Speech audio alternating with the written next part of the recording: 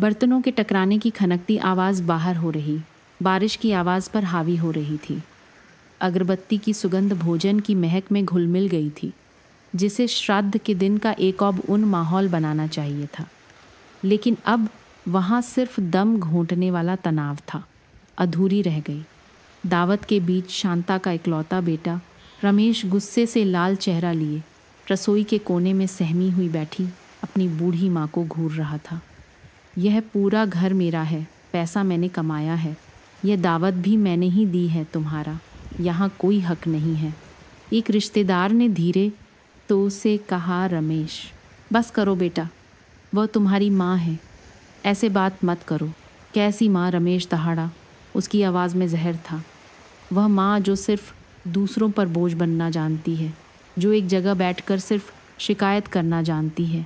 जब से पिताजी गए हैं तुमने इस घर के लिए क्या किया है सिवाय मनहूसियत लाने के? शांता ने एक शब्द नहीं कहा। उसके दुबले पतले कंधे कांप रहे थे। उसने पूजा की जगह पर रखे अपने पति के चित्र को देखा। अगरबत्ती का धुआं उसकी आंखों में चुभ रहा था, या यह उसका दर्द था जो उसके दिल से खून बनकर बह रहा था। वह फर्क नहीं कर पा रही थी। तुम बहुत ज़्यादा बोल रहे हो रमेश, एक चाचा ने गुस्से में कहा। रमेश तिरस्कार से हौंसा एक अजीब सी मुस्कान। मेरी पत्नी और बच्चे यहाँ रहने आ रहे हैं। घर छोटा है, एक सठियाई हुई बुढ़िया के लिए जगह कहाँ से लाऊं? मैं सबको बता दूं आज इस घर में मेरी माँ का आखिरी दिन है। यह कहकर रमेश कमरे में भागा, शांता का पुराना घिसा पिटा कपड़े का थैला खींचकर लाया और उसे सीधे आंगन में फेंक दिया। ठंडी बारिश में कुछ पुराने कपड़े, एक टूटी हुई कंघी और एक टूड़ी डायरी बिखर गए। जाओ, मेरी नज़रों से दूर हो जाओ। इतना लंबा जीकर बच्चों को क्यों दुख दे रही हो? ये शब्द एक चाकू की तरह सीधे शांता के दिल में उतर गए। वह लड़खड़ाते हुए उठी। ना उसने रमेश को देखा, न ही रिश्तेदारों की दया भरी नज़रों को। वह चुपचाप आंगन में चली गई। बारिश की बूंदों को अपने चेहरे और पीठ पर पड़ने दिया। उसने कांपते हाथों से अपना एक एक सामान उठाया और वापस उस कपड़े के थैले में भर दिया। उसकी भूरी साड़ी भीगकर उसकी झुकी हुई पीठ से चिपक गई थी, लेकिन किसी की भी आगे बढ़कर उसे रोकने की हिम्मत नहीं हुई। वे रमेश से डरते थे, वे इक्सी हले से डरते थे। कानाफूसी शुरू हो गई बेचारी शांता। रमेश सच में एक नालायक बेटा है, लेकिन अब क्या कर सकते हैं? घर तो उसी का है। शांता ने सब सुना, लेकिन वह रोई नहीं। आंसू अंदर ही अंदर घुटकर खारे हो गए थे। उसने थैला अपने कंधे पर डाला, उस घर पर आखिरी नज़र डाली जिसे उसने अपनी पूरी जिंदगी संवारा था। उसने पूजा की जगह पर देखा जहाँ उसके पति तस्वीर में उसे देखकर मुस्कुरा रहे थे। वह बस इतना बुदबुदाई कि सिर्फ वही सुन सके, सुनते हो मैं जा रही हूँ। फिर वह मुड़ी और नंगे पैर कीचड़ भरे रास्ते पर चल पड़ी। बारिश और अंधेरे में विलीन हो गई। पीछे दावत का शोर धीरे धीरे कम होता गया। रमेश की गालियाँ भी दूर होती गईं। बस उसकी फटी साड़ी के पल्लू पर गिरती बारिश की आवाज़ और एक माँ के टूटे हुए दिल की आवाज़ बची थी। पूरा गांव उसकी परछाई को देखता रहा। कुछ ने दया दिखाई, कुछ ने सिर हिलाया। वे नहीं जानते थे कि यह भयानक रात अंत नहीं, बल्कि एक कठिन लेकिन असाधारण नियति की शुरुआत थी। आज रात शांता ने एक बेटा खो दिया था, लेकिन किस्मत ने उसके लिए एक और खजाना तैयार कर रखा था। एक ऐसा खजाना जिसे पैसे से नहीं तौला जा सकता था। बारिश और तेज़ हो गई। हवा के झोंके शांता के पतले कपड़ों से गुजरकर उसकी हड्डियों तक को कंपा रहे थे। उसके पास जाने के लिए कोई जगह नहीं थी। गांव का जाना पहचाना रास्ता अब कितना अनजान और डरावना लग रहा था। कुछ घरों से रोशनी की किरणें छनकर आ रही थीं, लेकिन कोई भी दरवाज़ा उसके लिए खुला नहीं था। वह बस चलती रही अंधेरे में, डूबे धान के खेतों से गुजरती हुई, मेंढकों की टर्र टर्र, पत्तों से गुजरती हवा की सरसराहट किसी के रोने जैसी लग रही थी। उसे नहीं पता था कि वह कहाँ जा रही है। शायद वह तब तक चलती रहेगी जब तक थककर सड़क के किनारे कहीं गिर न जाए और इस दुनिया का सारा कर्ज चुका दे। जब उसके पैर पूरी तरह थक गए तो वह सारा कर्ज चुका दे। गांव के बाहर एक पुराने बरगद के पेड़ के नीचे रुक गई। विशाल बरगद का पेड़ अपनी घनी शाखाओं और पत्तों के साथ एक बड़े छाते की तरह उसे ठंडी बारिश की बूंदों से बचा रहा था। वह नीचे बैठ गई, अपने कपड़े के थैले को कसकर गले लगा लिया, जो अब उसकी एकमात्र संपत्ति थी। अपमान और दर्द का ज्वार उमड़ा और वह फूट फूट कर रो पड़ी। उसकी सिसकियां सुनसान रात में गूंज रही थीं। सुनते हो, तुम मुझे इतनी जल्दी क्यों छोड़ गए? तुम मुझे अपने साथ क्यों नहीं ले गए? निराशा में डूबी हुई वह अचानक चौंक गई। ऐसा लगा जैसे बारिश की आवाज़ में कुछ बहुत धीमी, बहुत कमज़ोर आवाज़ मिली हो। उआ उआ। उसने सांस रोककर ध्यान से सुना। फिर से वही आवाज़। यह साफ तौर पर एक बच्चे के रोने की आवाज़ थी। उसने अंधेरे में चारों ओर देखा। रोने की आवाज़ पेड़ के उस कोने से आ रही थी जहाँ जंगली झाड़ियाँ उगी हुई थी। वह टटोलते हुए आगे बढ़ी, अपने हाथों से कांटेदार पत्तों को हटाया। उसका दिल जैसे रुक गया।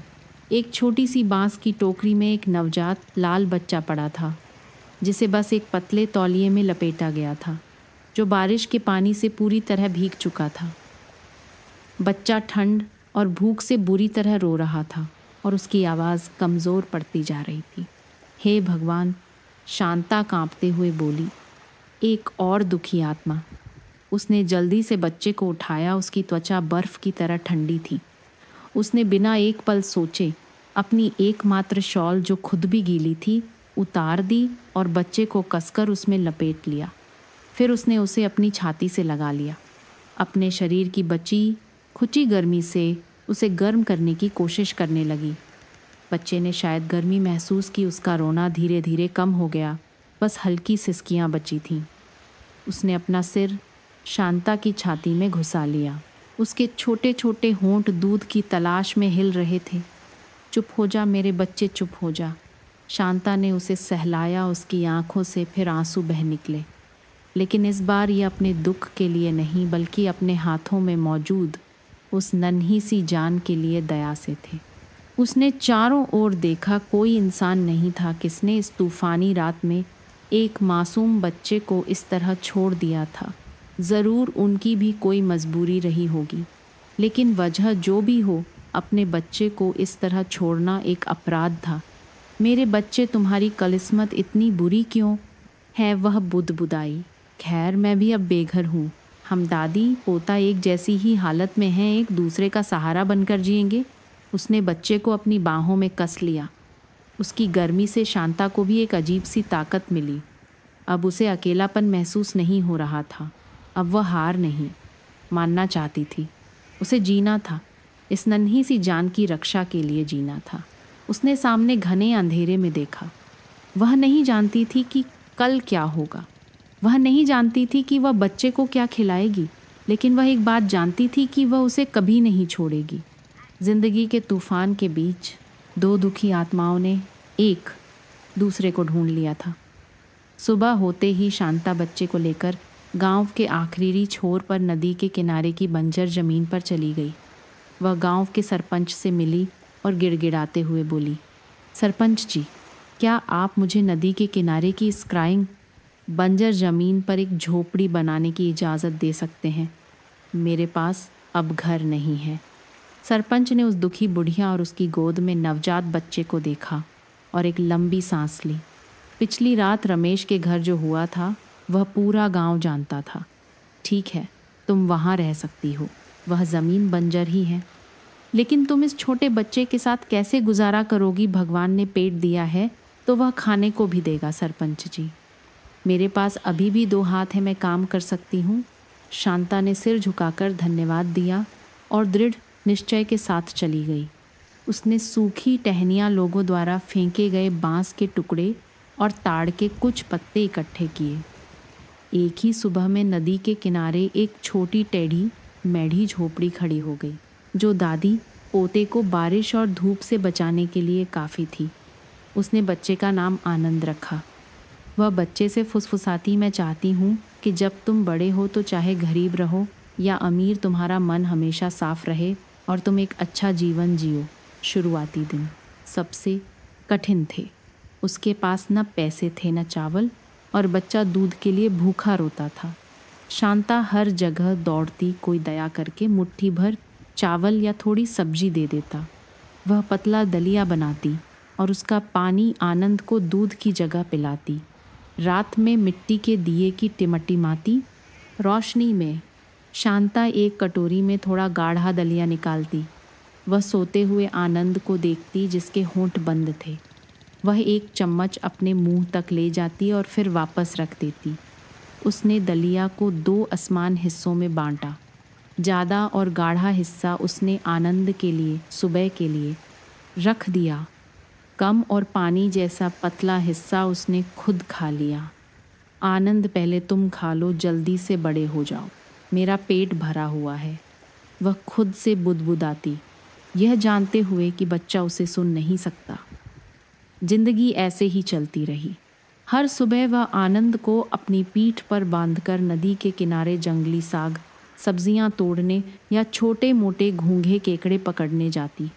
दोपहर में दादी पोता एक कटोरी दलिया या सूप बांटकर खाते। वह अच्छा हिस्सा आनंद के लिए रखती और बचा खुचा खुद खाती।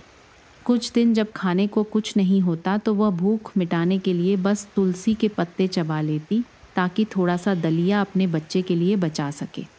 गांव के लोग यह देखते, कुछ दया करते और कभी कभार थोड़ा चावल या रोटी दे जाते, लेकिन कुछ लोग ताने भी कसते। सठिया गई है, बुढ़िया अपना पेट तो भर नहीं पाती, एक और बोझ ले आई। ज़रूर इसे बड़ा करके इससे अपनी सेवा करवाना चाहती है। कितनी चालाक है। शांता सब सुनती लेकिन चुप रहती। उसके पास दुखी होने या गुस्सा करने का समय नहीं था। उसका पूरा ध्यान आनंद पर था। बच्चे को दिन बढ़ते गोल मटोल और हौसमुख होते देखकर उसकी सारी थकान मिट जाती थी।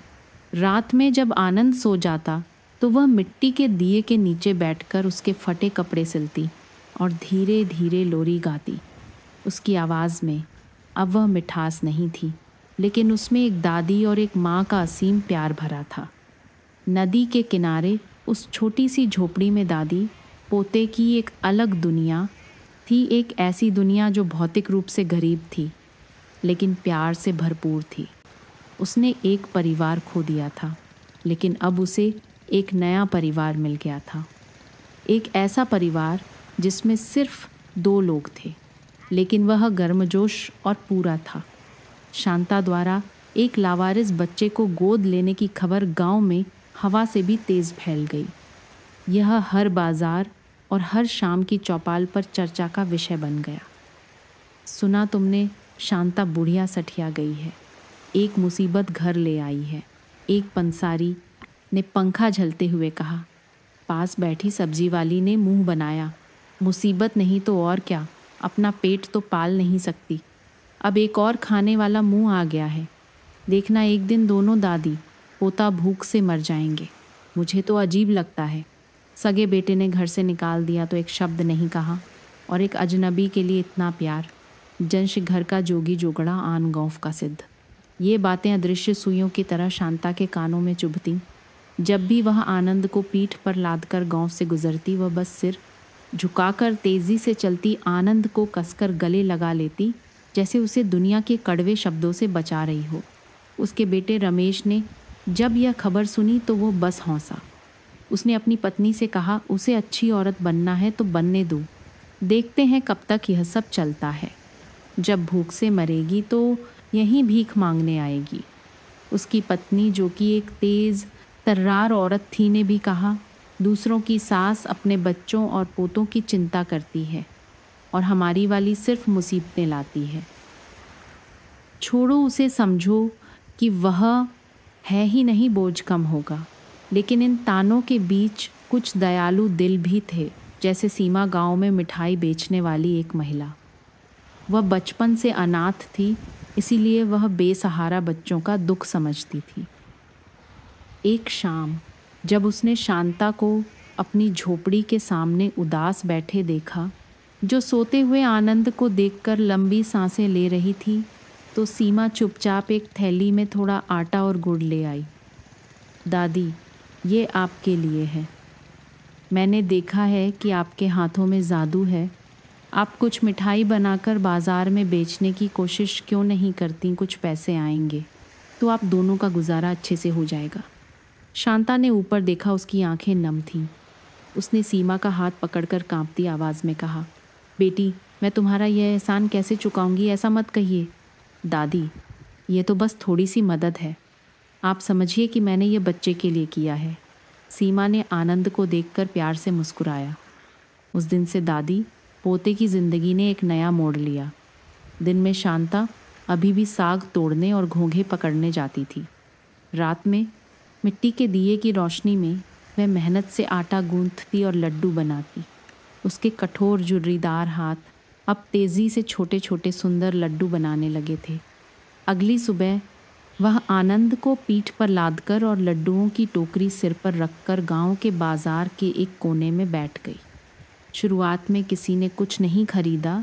वे उसे अभी भी जिज्ञासा और संदेह की नज़रों से देखते थे। लेकिन फिर किसी ने एक लड्डू चखकर देखा और उसे वह स्वादिष्ट घर जैसा लगा तो उसने और खरीद लिए। इस तरह एक से दूसरे तक बात फैली और उसकी टोकरी धीरे धीरे खाली होने लगी। पहले दिन उसने कुछ रुपए कमाए। अपने हाथों में उन मैले कुचले सिक्कों को पकड़कर शांता खुशी से रो पड़ी। उसने तुरंत थोड़े अच्छे चावल और थोड़ा पनीर खरीदा ताकि आनंद के लिए एक स्वादिष्ट खीर बना सके। बच्चे को चाव से खाते देखकर शांता मुस्कुराई। उसने दुनिया के तानों की परवाह नहीं की। वह बस इतना जानती थी कि उसे जीना है, काम करना है ताकि आनंद को बड़ा कर सके। और उसने आनंद को पढ़ाना शुरू किया। जब आनंद ने बोलना सीखा तो उसने उसे दादी कहना सिखाया। जब आनंद ने चलना सीखा तो उसने एक टहनी से ज़मीन पर अक्षर बनाकर उसे सिखाना शुरू किया। यह आ है बेटा, आ से अच्छा। मैं चाहती हूँ कि तुम जीवन भर एक अच्छे इंसान बनो। यह द है, द से दया। तुम्हें हमेशा दूसरों के प्रति दयालु रहना होगा। इस तरह उस टूटी फूटी झोपड़ी में लोगों की कानाफूसी के बीच एक बच्चा एक बूढ़ी गरीब महिला के प्यार और शिक्षा से दिन ब दिन बड़ा हो रहा था। समय तेज़ी से बीत गया और आनंद 6 साल का हो गया। शांता की लड्डू बेचकर की गई छोटी छोटी बचत की बदौलत आनंद को गांव के स्कूल में पहली कक्षा में दाखिला मिल गया। वह बहुत होशियार था। जो भी सीखता उसे तुरंत याद हो जाता। स्कूल में जो भी सिखाया जाता वह घर आकर अपनी दादी को सुनाता। लेकिन स्कूल की खुशी आनंद के लिए पूरी नहीं थी। वह जल्द ही अपने दोस्तों के मजाक का निशाना बन गया। आनंद अनाथ है, आनंद के माँ बाप नहीं है। तुम एक लावारिस बच्चे हो जिसे एक बुढ़िया ने पाला है। तुम्हारा घर उस फटी झोपड़ी में है और तुमसे हमेशा लड्डुओं की महक आती है। बच्चों के ये क्रूर शब्द चाहे अनजाने में कहे गए हों या जानबूझकर, आनंद के मासूम दिल पर चाकू की तरह चुभते थे। शुरुआत में आनंद जवाब देता, लेकिन जितना वह बहस करता वे उतना ही उसे चढ़ाते। धीरे धीरे आनंद ने चुप रहना सीख लिया। वह बस सिर झुकाकर ज़मीन को देखता और उन शब्दों को अपने चारों ओर गूंजने देता। एक शाम आनंद स्कूल से घर आया। उसका चेहरा उदास था। उसने कुछ नहीं कहा, बस अपना चेहरा दादी की गोद में छिपा लिया और उसके कंधे कांपने लगे। शांता ने धीरे से उसके सिर पर हाथ फेरा। स्कूल में कुछ हुआ है क्या बेटा? आनंद सिसक पड़ा। दादी, सब कहते हैं कि मैं लावारिस हूँ। वे कहते हैं कि मेरे असली माँ बाप नहीं हैं। क्या यह सच है? दादी। शांता कुछ देर चुप रही। वह जानती थी कि यह दिन ज़रूर आएगा। उसने आनंद को सीधा बिठाया, उसके आंसू पोंछे और उसकी आंखों में सीधे देखा। उसकी आवाज़ कोमल लेकिन दृढ़ थी। आनंद, मेरी बात सुनो।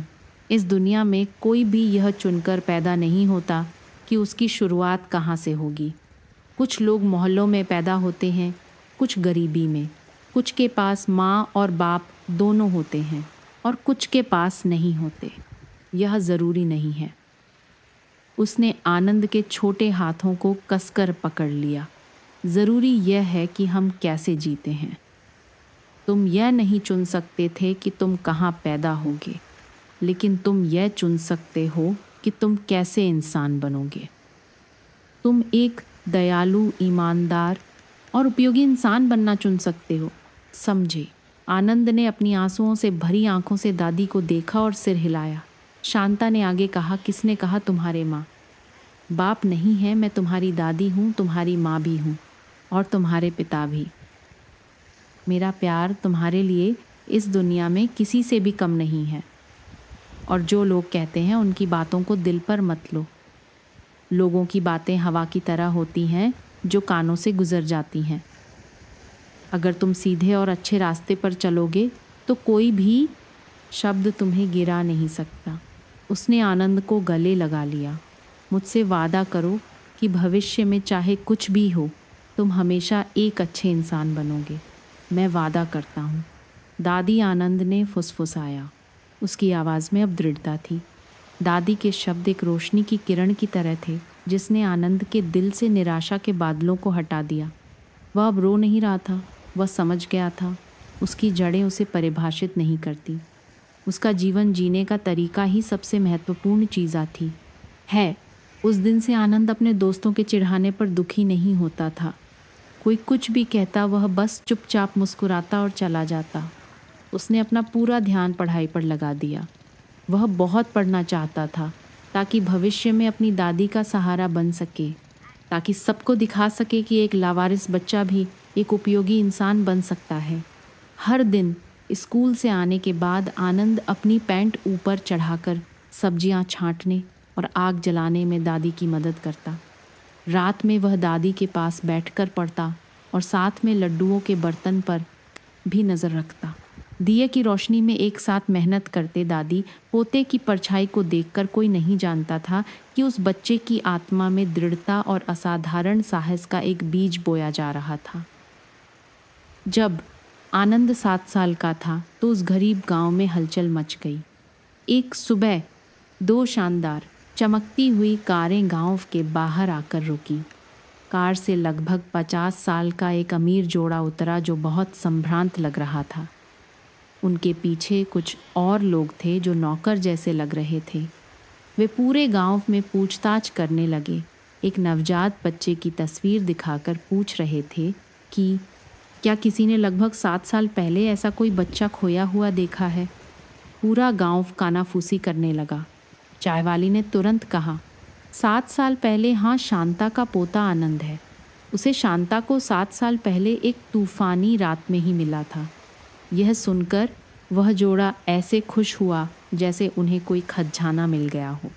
उन्होंने तुरंत किसी से शांता की नदी किनारे वाली झोपड़ी तक ले जाने के लिए कहा। उस समय शांता आनंद के लिए कपड़े सिल रही थी और आनंद पास में बैठकर एक किताब पढ़ रहा था। अजनबी अच्छे कपड़े पहने लोगों को आते देख शांता हैरान होकर खड़ी हो गई। उस आदमी श्री प्रकाश ने आगे बढ़कर कांपती आवाज़ में कहा, माताजी, हमने सुना है कि 7 साल पहले आपको एक लड़का मिला था। शांता ने उन्हें देखा। उसके दिल में एक बुरी आशंका उठी। उसने सिर हिलाया। हाँ, वह मेरा आनंद है। महिला श्रीमती आशा जल्दी से आगे बढ़ी। उसकी लाल आंखें आनंद को घूर रही थीं। उसने अपनी जेब से एक पीली पड़ चुकी तस्वीर निकाली और आनंद के चेहरे से मिलाया। बिल्कुल वैसा ही है, बिल्कुल मेरे पति के बचपन जैसा। वह सिसक पड़ी, बेटा, क्या तुम मेरे पोते हो? शांता स्तब्ध रह गई। आनंद भी भ्रमित था कि क्या हो रहा है। श्री प्रकाश ने जल्दी से समझाया, 7 साल पहले हमारी बहू ने एक बच्चे को जन्म दिया था। जन्म के बाद वह गंभीर डिप्रेशन में चली गई। एक दिन हताशा में वह अपने नवजात बच्चे को लेकर चली गई। हमारे परिवार ने हर जगह खोजा लेकिन वह नहीं मिली। हमें बस इतना पता चला कि हमारी बहू ने बच्चे को कहीं छोड़ दिया और आत्महत्या कर ली।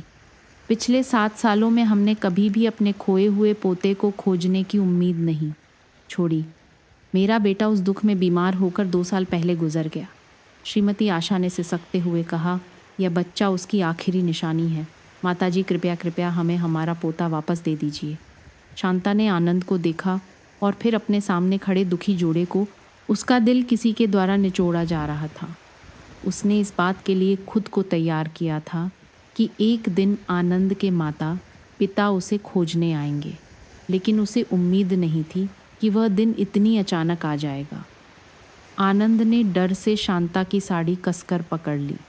दादी, मैं कहीं नहीं जाऊंगा, मैं आपके साथ रहना चाहता हूँ। शांता ने आनंद के सिर पर हाथ फेरकर उसे शांत करने की कोशिश की। उसने श्री और श्रीमती प्रकाश से कहा, यह सब बहुत अचानक है, मुझे समझ नहीं आ रहा कि क्या कहूँ। इस बच्चे को मैंने अकेले पाला है, लेकिन अगर यह सच में आपका पोता है, हम तुरंत डीएनए टेस्ट करवा सकते हैं। श्री प्रकाश ने दृढ़ता से कहा, हमने शहर से एक विशेषज्ञ को बुलाया है, कृपया खून के रिश्ते के लिए मान जाइए। शांता देर तक चुप रही।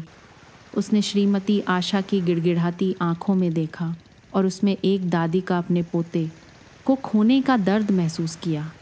उसने फिर आनंद को देखा, वह बच्चा जिसे वह अपनी जान से भी ज़्यादा प्यार करती थी। दर्द के बावजूद वह जानती थी कि वह स्वार्थी नहीं हो सकती।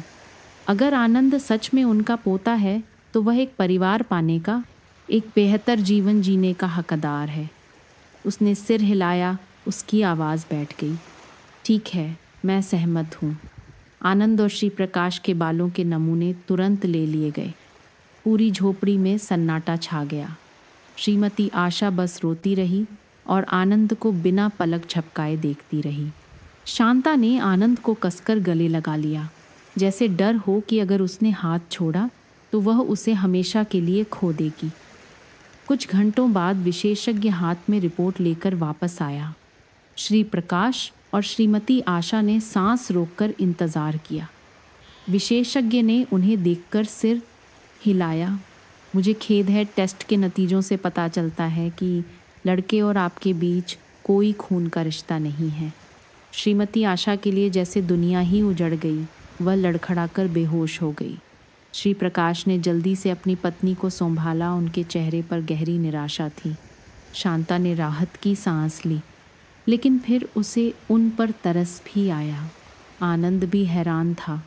तो वह उनका पोता नहीं था, वह अभी भी अपनी दादी का आनंद था। आनंद की पहचान का रहस्य जो सुलझने वाला था, वह अंत में वहीं वापस आ गया जहाँ से शुरू हुआ था। वह अभी भी एक लावारिस बच्चा था जिसका कोई अता पता नहीं था। लेकिन इस भाग्यशाली मुलाकात ने दादी पोते की जिंदगी के लिए एक बिल्कुल नया अध्याय खोल दिया। श्रीमती आशा के होश में आने के बाद भी निराशा उस छोटी सी झोपड़ी में छाई रही। उम्मीद की जो किरण जगी थी वह जल्दी ही बुझ गई। श्री और श्रीमती प्रकाश चुपचाप बैठे थे। उनकी उदास आंखें आनंद को देख रही थीं, जो उनके पोते जैसा दिखता था। श्री प्रकाश ने अपना गला साफ किया, अपने दुख को दबाने की कोशिश करते हुए। उन्होंने शांता को बहुत सम्मान के साथ देखा। माताजी, भले ही आनंद मेरा पोता नहीं है, लेकिन आज हमने एक देवी का दिल देखा है। आपने एक ऐसे बच्चे को पाला है जिसका आपसे कोई खून का रिश्ता नहीं है और उसे एक अच्छा इंसान बनाया है। हम आपके इस उपकार का बदला कैसे चुकाएंगे हमें नहीं पता। उन्होंने अपने सहायक को इशारा किया। सहायक एक चमड़े का ब्रीफकेस लेकर आया और उसे खोला। अंदर नए नोटों की गड्डियाँ थीं। माताजी, यह 1 करोड़ रुपए हैं। श्री प्रकाश ने ईमानदारी से कहा, कृपया इसे मेरे और मेरी पत्नी की ओर से एक छोटी सी भेंट समझकर स्वीकार कर लीजिए। आप इस पैसे से एक नया घर बना सकती हैं ताकि आप दोनों एक बेहतर जीवन जी सकें। आपके पुण्य के आगे यह रकम कुछ भी नहीं है। शांता और आनंद दोनों अपनी आंखों के सामने नोटों की गड्डियों को देखकर दंग रह गए। ये इतनी बड़ी रकम थी कि शांता ने अपनी पूरी जिंदगी में सपने में भी नहीं सोची थी। इससे वह एक घर बना सकती थी, खरीदारी कर सकती थी और अपनी बाकी ज़िंदगी आराम से बिता सकती थी। लेकिन शांता ने बस एक पल के लिए पैसों को देखा और धीरे से सिर हिला दिया। साहब, मैं ये पैसा नहीं ले सकती। श्री प्रकाश हैरान थे। क्यों माताजी, कृपया संकोच न करें, हम ये दिल से देना चाहते हैं। मैंने आनंद को किसी इनाम की उम्मीद में नहीं पाला है। शांता की आवाज़ शांत लेकिन दृढ़ थी। मैंने उसे इसलिए पाला क्योंकि मैं उससे प्यार करती थी, क्योंकि मैं उसे अपना सगा पोता मानती थी। प्यार को पैसे से नहीं खरीदा जा सकता साहब। अगर मैंने आपके पैसे ले लिए तो क्या मेरा उसके लिए प्यार एक सौदा नहीं बन जाएगा? श्रीमती आशा की आंखों में आंसू आ गए। उन्होंने कभी इतना महान दिल वाला कोई इंसान नहीं देखा था। शांता ने आगे कहा, मुझे गरीबी में जीने की आदत है। यह झोपड़ी भले ही टूटी फूटी हो, लेकिन इसने हम दोनों को इतने सालों तक पनाह दी है। मुझे बड़े घर की ज़रूरत नहीं है। यह देखकर कि श्री और श्रीमती प्रकाश अभी भी असहज महसूस कर रहे हैं, शांता ने एक पल सोचा और कहा, लेकिन अगर आप सच में कुछ करना चाहते हैं तो मैं पैसे नहीं मांगूंगी। मैं आपसे बस आनंद के लिए एक चीज़ मांगूंगी। आप बस कहिए। श्री प्रकाश ने जल्दी से जवाब दिया, हम जो कुछ भी कर सकते हैं करेंगे। शांता ने अपने पोते को देखा जो उसकी गोद में दुबका हुआ था। उसकी आंखों में उम्मीद थी। मेरा आनंद बहुत होशियार है, उसे पढ़ना बहुत पसंद है, लेकिन मैं अब बूढ़ी हो गई हूँ। मेरी तबीयत ठीक नहीं रहती। मेरे लड्डू बेचने से बस हम दोनों का गुजारा ही हो पाता है। मुझे डर है कि मैं उसे आगे अच्छी शिक्षा नहीं दे पाऊँगी। अगर आप चाहें तो कृपया आनंद को पढ़ने में मदद करें। वह झिझकी। मैंने सुना है कि शहर में अच्छे स्कूल हैं जो होशियार बच्चों को आगे बढ़ने में मदद कर सकते हैं। मैं बस चाहती हूँ कि उसका भविष्य उज्जवल हो, उसे मेरी तरह दुख न झेलना पड़े। शांता के अनुरोध ने श्री प्रकाश और श्रीमती आशा को बहुत भावुक कर दिया। यह गरीब बुढ़िया अपने लिए कुछ नहीं मांग रही थी, बल्कि उस बच्चे के भविष्य के बारे में सोच रही थी जिसे उसने पाला था। श्री प्रकाश ने तुरंत सिर हिलाया, ज़रूर माताजी। हमारे पास युवा प्रतिभाओं के लिए एक स्कॉलरशिप फंड है। हम आनंद की शहर के सबसे अच्छे अंतर्राष्ट्रीय स्कूल में पढ़ाई का सारा खर्च उठाएंगे। जब तक वह विश्वविद्यालय की पढ़ाई पूरी नहीं कर लेता, हम उसे अपने बच्चे की तरह मानकर उसकी देखभाल करेंगे। शांता खुशी से रो पड़ी। उसने श्री प्रकाश का हाथ पकड़ लिया। अब मैं संतुष्ट हूँ। मैं आपका धन्यवाद करती हूँ। मैं आनंद की ओर से आपके इस उपकार के लिए धन्यवाद करती हूँ। आनंद ने जब यह सुना तो वह खुश भी हुआ और चिंतित भी। खुश इसलिए कि वह एक बेहतर जगह पर पढ़ने जा रहा था, और चिंतित इसलिए कि उसे अपनी दादी से दूर जाना होगा। यह मुलाकात जो निराशाजनक लग रही थी, उसने आनंद के लिए एक नया रास्ता खोल दिया। शांता ने एक भौतिक संपत्ति को अस्वीकार कर दिया था, लेकिन बदले में अपने पोते के लिए एक अनमोल ज्ञान का खजाना हासिल किया था। वह जानती थी कि यही सबसे कीमती चीज़ है जो आनंद को जीवन में आगे बढ़ने के लिए सबसे मजबूत सहारा देगी। सिर्फ एक हफ्ते बाद श्री प्रकाश ने आनंद को शहर के स्कूल में दाखिले के लिए लेने के लिए गांव में एक कार भेजी। जिस दिन आनंद गया, नदी के किनारे की छोटी सी झोपड़ी में विदाई का दुख छा गया। शांता पूरी रात जागकर आनंद का सामान पैक करती रही। बस कुछ पुराने कपड़े थे जिन्हें उसने ध्यान से सिल दिया था, एक लगभग भरी हुई कॉपी और कुछ लड्डू जो उसने रास्ते में खाने के लिए बनाए थे। शानदार कार फिर से गांव के बाहर खड़ी थी। आनंद ने श्री प्रकाश द्वारा लाए गए नए कपड़े पहने थे। वह बहुत उज्जवल और सुंदर लग रहा था, लेकिन उसका चेहरा उदास था। वह बस दादी की साड़ी का पल्लू कसकर पकड़े हुए था, जाना नहीं चाहता था। दादी, आप भी मेरे साथ चलिए ना, शहर में मेरे साथ रहिए, आनंद ने रोते हुए कहा। शांता ने उसके सिर पर हाथ फेरा और प्यार से मुस्कुराई। मैं बूढ़ी हो गई हूँ, मुझे शहर के शोर शराबे की आदत नहीं है। मैं यहीं इस झोपड़ी में तुम्हारा इंतज़ार करूँगी। तुम वहाँ अच्छे से रहना। श्री प्रकाश और श्रीमती आशा की बात मानना और मन लगाकर पढ़ना। ठीक है, लेकिन मुझे आपकी बहुत याद आएगी। आनंद की आंखों से आंसू बहने लगे। मुझे भी तुम्हारी याद आएगी, लेकिन तुम एक अच्छे भविष्य के लिए पढ़ने जा रहे हो। मैं खुश हूँ। हर छुट्टियों में तुम मुझसे मिलने आना। ठीक है। श्री और श्रीमती प्रकाश भी वहाँ आ गए। उनकी आंखों में भी सहानुभूति थी। श्रीमती आशा ने धीरे से कहा, तुम चिंता मत करो, हम तुम्हारा अच्छे से ख्याल रखेंगे। हम तुम्हें हर हफ्ते के अंत में दादी से फ़ोन पर बात करवाएंगे। आनंद अभी भी दादी का हाथ नहीं छोड़ रहा था। उसने दादी को कसकर गले लगा लिया और फूट फूट कर रोने लगा। दादी, मेरा इंतज़ार करना। मैं वादा करता हूँ कि मैं बहुत पढ़ूँगा। जब मैं बड़ा हो जाऊंगा तो मैं आपके लिए एक बड़ा घर बनाऊंगा। मैं आकर आपका ख्याल रखूंगा। आप फिर लड्डू मत बेचना, ठीक है? दादी शांता का दिल दुख से भर गया। उसने अपने पोते को कसकर गले लगा लिया और उसकी छोटी सी पीठ को सहलाया। हाँ, मैं इंतज़ार करूंगी। मैं तुम्हारे लौटने का इंतज़ार करूंगी। जाने का समय हो गया था। आनंद अनिच्छा से कार में बैठ गया। वह खिड़की के पास बैठकर अपना चेहरा शीशे से लगाकर दादी को बिना पलक झपकाए देखता रहा। कार धीरे धीरे चलने लगी। शांता वहीं खड़ी होकर हाथ हिलाती रही। उसके चेहरे पर मुस्कान थी, लेकिन आंखों से आंसू बह रहे थे। कार की परछाई गांव के पेड़ों के पीछे ओझल हो गई। शांता अभी भी एक मूर्ति की तरह वहीं खड़ी रही। अचानक आए खालीपन ने उसे घेर लिया। नदी के किनारे की झोपड़ी में अब वह अकेली रह जाएगी। अब आनंद की पढ़ाई की आवाज़ नहीं होगी, नहीं उसके स्कूल की कहानियाँ सुनाने की चहचहाहट होगी। गांव के लोग जो देख रहे थे उनमें से कुछ ने दया से आह भरी, बेचारी बुढ़िया उसने उसे बड़ा किया और अब वह चला गया। लेकिन अगर वह पढ़कर एक सफल इंसान बनता है तो ये है उसके लिए अच्छा है। शांता अपनी झोपड़ी में लौटी। सब कुछ वैसा ही था, लेकिन आनंद की मौजूदगी के बिना झोपड़ी अचानक ठंडी और बहुत बड़ी लगने लगी। वह बांस के बिस्तर पर बैठ गई। आनंद की पुरानी कॉपी उठाई।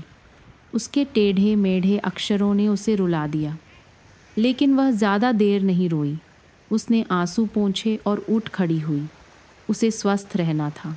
उसे लड्डू बेचना जारी रखना था ताकि वह स्वस्थ रह सके, ताकि वह आनंद के लौटने का इंतज़ार कर सके। बच्चे का वादा मैं आकर आपका ख्याल रखूंगा उसके जीने और उम्मीद करने का सबसे बड़ा सहारा था। उस दिन से लोग अभी भी शांता को गांव के बाजार के कोने में अपनी लड्डुओं की टोकरी के साथ मेहनत करते देखते थे। वह और दुबली हो गई थी, उसकी कमर और झुक गई थी, लेकिन उसकी आंखों में हमेशा एक उम्मीद, एक इंतज़ार की चमक रहती थी। वह अपने पोते का इंतज़ार कर रही थी, उस भविष्य का इंतज़ार कर रही थी जिसके लिए उसने अपना सब कुछ दांव पर लगा दिया था। जब शांता और आनंद की ज़िंदगी एक नए अध्याय में प्रवेश कर रही थी तो गांव के दूसरे छोर पर पक्के घर में रमेश बर्बादी की ओर बढ़ रहा था। अपनी माँ को निकालने के बाद रमेश अपनी पत्नी और बच्चों को शहर से ले आया। वह खुश था कि अब वह आराम से रहेगा, उसे अपनी बूढ़ी माँ का बोझ नहीं उठाना पड़ेगा। लेकिन ज़िंदगी वैसी नहीं थी जैसी उसने सोची थी। उसकी पत्नी को ऐशो आराम में रहने की आदत थी। उसे गांव में मेहनत का काम पसंद नहीं आया। दोनों पति पत्नी में लगातार झगड़े होने लगे। यह घर कितना गंदा और देहाती है। तुमने मुझे यहाँ क्यों बुलाया? तुम नहीं करोगी तो कौन करेगा? क्या मैं तुम्हारी सेवा करूँ? तुम इतने ही अच्छे हो तो ज़्यादा पैसे कमाओ और नौकर रखो, मुझसे ये देहाती काम मत करवाओ। रमेश ने व्यापार में हाथ आजमाया, लेकिन अपने चिड़चिड़े स्वभाव और शराब की लत के कारण उसे जल्द ही घाटा हो गया और वह कर्ज में डूब गया। कर्जदार रोज़ दरवाजे पर आने लगे। पैसे थे नहीं और पति पत्नी के बीच झगड़े और बढ़ गए। एक दोपहर एक तीखी बहस के बाद रमेश की पत्नी अपने बच्चों को लेकर अपने मायके चली गई। जाते जाते एक कड़वा वाक्य छोड़ गई, जो अपनी सगी माँ के साथ ऐसा करता है वह कभी तरक्की नहीं कर सकता। मैं और मेरे बच्चे जा रहे हैं, तुम अकेले अपना कर्ज चुकाओ। रमेश स्तब्ध रह गया। उसने कभी नहीं सोचा था कि उसकी यह हालत होगी। पत्नी और बच्चे चले गए और वह कर्ज में डूबा हुआ था। वह निराश होकर दिन भर शराब में डूबा रहता। जो पड़ोसी पहले उसका सम्मान करते थे, अब उसे मुसीबत में देखकर उससे दूर रहने लगे। कोई उससे उलझना नहीं चाहता था। और फिर सबसे बुरा हुआ। एक सुबह लोगों ने रमेश को घर के फर्श पर बेहोश पाया। उसका मुंह टेढ़ा हो गया था। वह ठीक से बोल नहीं पा रहा था। उसे लकवा मार गया था।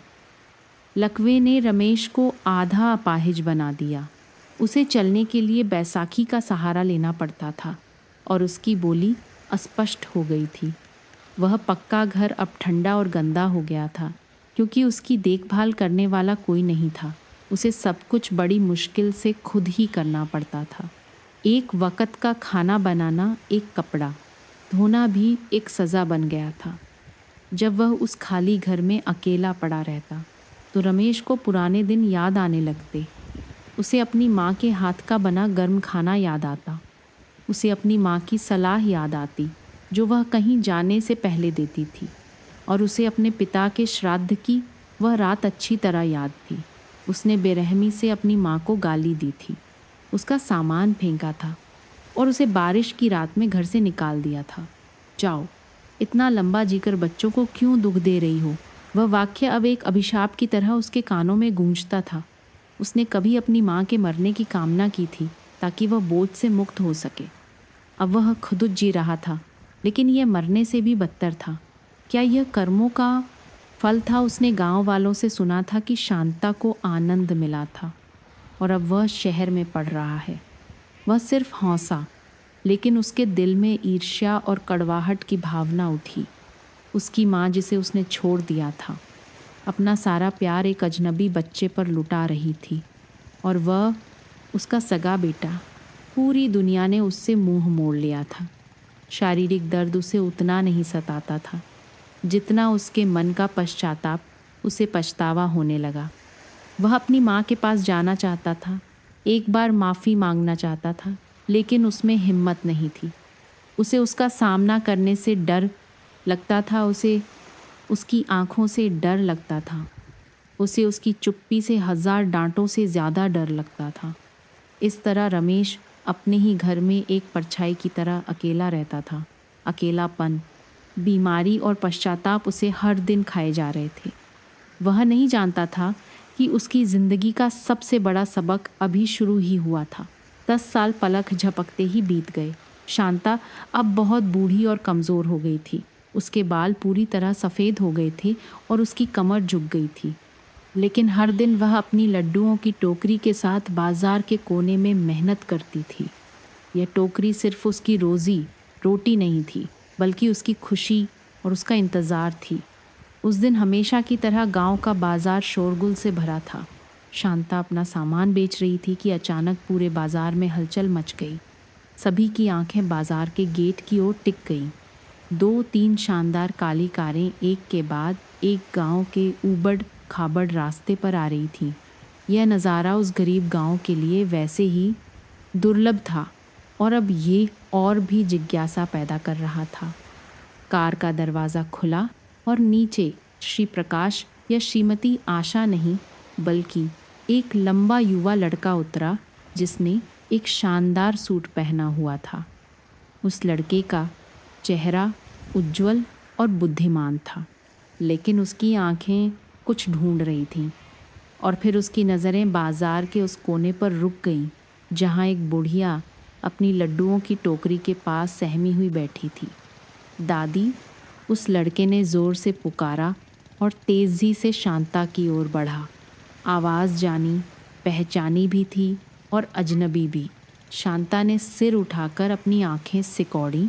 उसे अपनी आंखों पर विश्वास नहीं हो रहा था। क्या उसके सामने खड़ा यह सुंदर युवक उसका आनंद था? सिर्फ 10 सालों में वह इतना बड़ा और अलग कैसे हो गया? आनंद, क्या तुम आनंद हो? उसने कांपते हुए पूछा। हाँ दादी, मैं ही हूँ। मैं आपके पास वापस आ गया हूँ। आनंद दौड़कर आया और दादी के पास घुटनों के बल बैठ गया। उसे अपने महंगे सूट के गंदे होने की परवाह नहीं थी। उसने दादी के दुबले पतले कंधों को कसकर गले लगा लिया। शांता स्तब्ध रह गई और फिर खुशी से फूट फूट कर रो पड़ी। उसने अपने पोते को गले लगा लिया। आंसू बह रहे थे। मेरा आनंद वापस आ गया। इतना बड़ा हो गया कि मैं पहचान ही नहीं पाई। पूरा बाजार एक पल के लिए शांत हो गया और फिर प्रशंसा की कानाफूसी में डूब गया। हे भगवान, क्या वह आनंद है? वह कुछ ही सालों में एक राजा की तरह लग रहा है। शांता सच में भाग्यशाली है। आस पास के दुकानदार जिन्होंने दादी पोते को एक दूसरे का सहारा बनते हुए देखा था, उनकी भी आंखों में आंसू आ गए। मिठाई बेचने वाली सीमा दौड़कर आई। शांता दादी, आनंद वापस आ गया है। वह सफल हो गया है।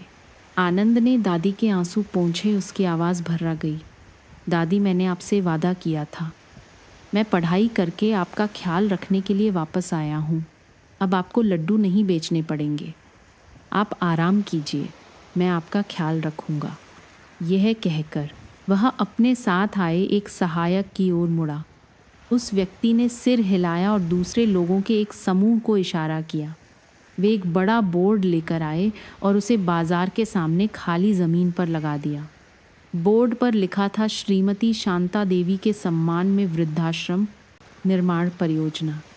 एक वास्तुकार जैसे दिखने वाले आदमी ने शांता के सामने एक नक्शा फैलाया।